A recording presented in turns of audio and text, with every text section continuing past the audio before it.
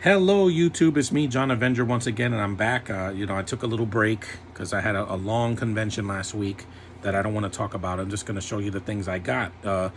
So a few Blu-rays and DVDs that I got, in a yard sale a few weeks ago, and I got one comic that I showed on Facebook. I got this one I bought for $1 at the convention. This is one of the good things I got from it. I got a Supergirl comic, Panic in the Sky Prologue with Supergirl. I got this for $1 because I love this character so much. Hopefully Melissa Benoist will go to a convention and she could sign this for me. That would be a dream come true. Okay, now let's get started. I'll do some of the Blu-rays first. I'll do this one first because this is a collectible. It's the 2-disc special edition toy version of Transformers. Yeah, the first Transformers movie. I just saw it again on Paramount Plus. It still holds up mostly. I still think it's a good movie. It's just, it's way too long. Most of these films were too long, especially the Michael Bay ones. But this one, I think it's underrated. It's a well-made movie, good effects, some good representation of the robots. If it focused more on the robots and less on Sam Witwicky and the human characters, it would be better and shorter. I mean, the new movie that's coming out in September is going to be like an hour shorter. It's not going to be 2.5 hours. It's going to focus on the robots, no humans. That's fine with me. I can handle that. Next, I got this on Amazon because the Disney Rewards didn't have it, and I was looking forward to seeing it again. I hadn't seen this movie in a while. I'm going to see it for Father's Day, and that is a movie I really enjoy. Tron Legacy. Yes, I finally got it on Blu-ray. It's used, but it's going to work fine. Love, Olivia Wilde in this movie. I met her. She's a beautiful woman. Good visuals, great soundtrack, good action. I think it's a much deserved sequel that we needed back in 2010. Jeff Bridges, yeah, he's not in it as much, but he does well. And Garrett Hedlund was a good lead. I thought he would have been a better Spider-Man than Andrew Garfield back in that time. And it's not 2.5 hours, so it did a lot better than a lot of summer movies last year. And it's a good Disney movie. It doesn't have the Disney isms like they have in everything now, so I'm going to rewatch that. This box set I'll show last. I'll show these DVDs I got now. These are some other movies I got, a couple of kids' films. I got a double bill of the Mr. Nanny, which Josh have seen, those two crazy kids, and Suburban Commando. Yeah, these childhood favorites of mine. I used to watch these a lot when I was a kid. Hulk Hogan is one of my favorite wrestlers. I watched him in everything. Thunder in Paradise, Rocky 3, and both films are on one disc, so I don't have to get rid of one of them. They're both on the same disc, which is a nice change of pace. Usually it's like 2 discs, but this is a fun movie. These are fun movies. They're not Oscar worthy, but they're fun for my childhood. Next, I got this one, this steelbook of the last I needed in my collection. I'm never buying Jason Bourne because I didn't care for that one. I think it's the weakest with Matt Damon, and this is the third one, Bourne Ultimatum, the limited edition steelbook. I put the disc somewhere else because this is impossible to open. This is a good one. It's probably the last good one that they did for a while. And how long is it? 1 hour and 56 minutes. It's not 2.5 hours. See, you don't have to bore people to death. You can make things, shorter. This is the insert. See? But the discs are not in there because I put them somewhere else. It's impossible to open this thing. It really is. To get the disc out is a pain, so I just put it somewhere else. Next, I got this 3-film set. I know 2 of these movies are not good, but the first one is worth it for that alone, and it's the Feast movies. The first one, good. 2 and 3 are terrible, but I'm going to hear the commentaries in probably October because Halloween is in October. I could see it then. That's a while from now, but I can wait because I have plenty of things to stream in the summer and see in the theater this summer, and also the fall. I have a lot of things to stream as well. So it's all 3 movies. I got this from a lady, and yeah, there's the first movie, the best one. Should have just been 1 movie, and there's a sequel, 2 and Feast 3. So it is what it is. I mean, the third one I had got a bootleg years ago, but these are real. They're not. None of these are bootlegs. Next, I know, Josh, do not judge me. This is not a hand gesture. Just hear me out before you go to the comment section later and say, oh, you're gonna burn this. I'm not burning this. I saw this movie years ago. I don't hate it. I think it's decent.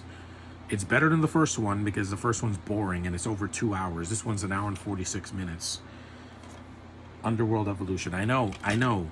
Not a fan of this lead, but I like the action. I like Scott Speedman. I like some of the visuals. It's a faster paced movie. It doesn't drag for 2 hours. And it has its moments. And like I said, Len Wiseman is a good director. Actually, wait a minute. Did he direct this? Yeah, he did. He directed the first two, not the prequel, and none of the sequels after that, because 4 and 5 were terrible. I really enjoy the prequel. I think The Rise of the Lycans is the best one. Doesn't have Kate Beckinsale as the lead, and it's way better. This has commentaries that I can listen to. It's got the director and filmmaker's commentary. Beckinsale's not in the commentary, so I'll live. I sat through worse. The Hobo is still the worst actress I've sat through. Next is the highest rated movie on IMDb. I'm looking forward to seeing it in the summer. It's a really emotional, gripping crime drama, and I've heard great things. Like, nobody has said this movie is bad, like, ever. It's on a lot of people's top 10 lists, especially on IMDb. The Shawshank Redemption, yes. Considered the greatest movie of all time on IMDb. Tim Robbins and Morgan Freeman, good actors. It's very long. It's 2 hours and 22 minutes, but at least it's not 3 hours. So I'm going to give this a shot. It's got a commentary from the director, Frank Darabont, 2 documentaries, a segment featuring Darabont, Robbins, and Morgan Freeman, comic spoof, and theatrical trailer. But yeah, this is loaded with stuff, so I have plenty to see this summer, and I'm going to see this movie finally and give you my thoughts and review it in July or August. This is another Morgan Freeman movie. Not a fan of the lead actress, but again, Amanda Peet's in this, and I love her. High Crimes, yeah. A fast-paced thriller with a great twist. Well, I hope the twist doesn't take me out of it. There's other people in this movie, too. You got Tom Bower, Jim Caviezel, he's just there for me.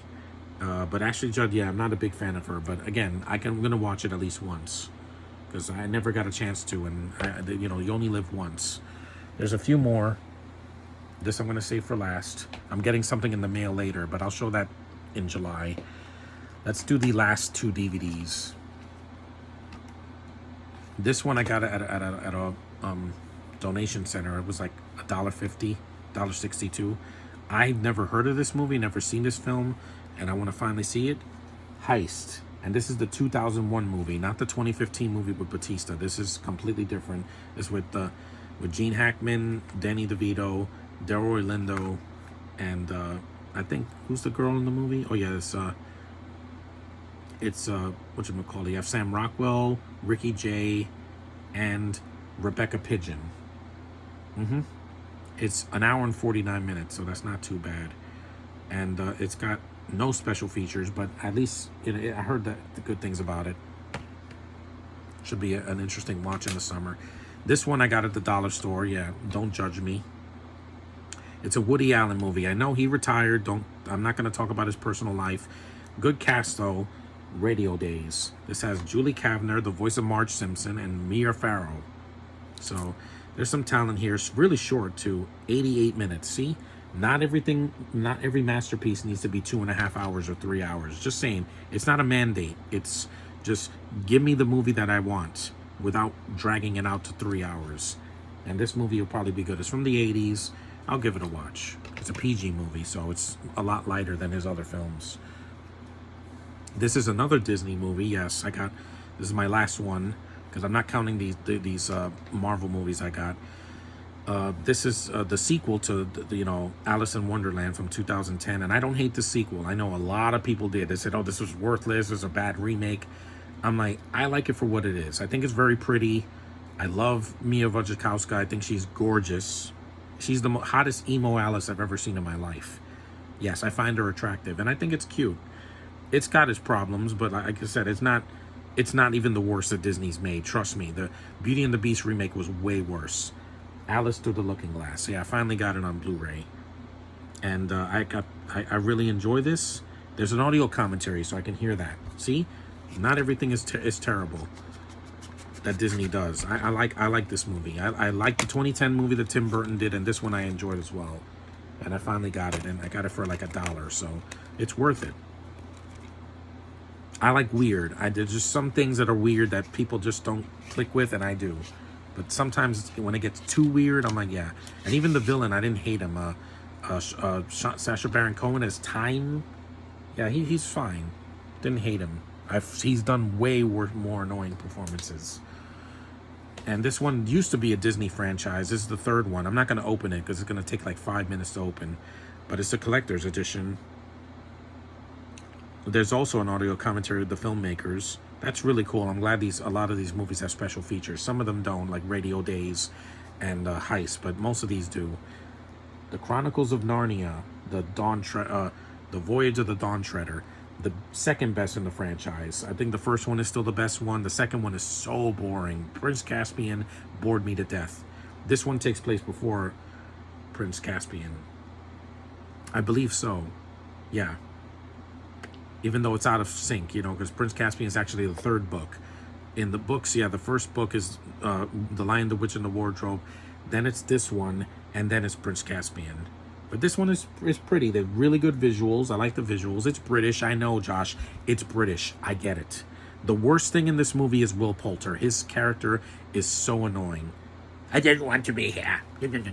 Yeah, he's terrible. He's a bad actor. That's why I didn't like him in Guardians 3. They didn't know how to use him. Here, he's just an annoying little snot. And I like the kids that were left. I think the mouse is cute. The visuals are beautiful in these movies. That wasn't the problem with Caspian. It's just I didn't like Caspian as a character, and it was just too long. This one is, it's like a Lord of the Rings for kids. I think it's like an hour and 40-some minutes. It doesn't say, but I'm going to just take my word for it. This is not 3 hours. And I think it's a good sequel. It's decent. It's got a nice visual style to it. Now, this is the last movies that I got. Deadpool and Wolverine is a month away, and I cannot wait. And I don't have to go through what I went through last week. It's going to be awesome. I know Josh is very worried that the whole movie is going to be Ryan Reynolds making fun of girls. Even though there are no girls in the movie. They're going to be side characters, and that's it. It's going to be focused on Deadpool and Wolverine and what they have to go through to fix this timeline that was broken because of the pandemic, etc. The X-Men movies. Yeah. And the Wolverine collection. Mostly. It doesn't have Logan in it, but yeah, I finally got these on Blu-ray. I got rid of my DVD of the first one. Let's rank them all, shall we? It's 6 discs. The first movie, it's good. The second movie, awesome. One of the best sequels that Fox ever made. This one, you know, the Last Stand, yeah, it was problematic. This one was horrible, but I'm gonna see it again just to hear the commentary. This one I think is overrated. I don't love it. I just thought, you know, there were some good ideas in there, but it shouldn't have been a prequel, and it should not have been 2 hours and 10 minutes. The first movie was only 90 minutes. You don't need to be that long. And this one is decent. It's got the Wolverine. I think it's got his problems, especially the third act with the giant robot mech suit samurai thing, but it has its moments. The train scene, a couple of scenes with Wolverine, yeah, it's definitely better than Origins, but Logan is the best one. So yeah, those are all the movies I got for the summer.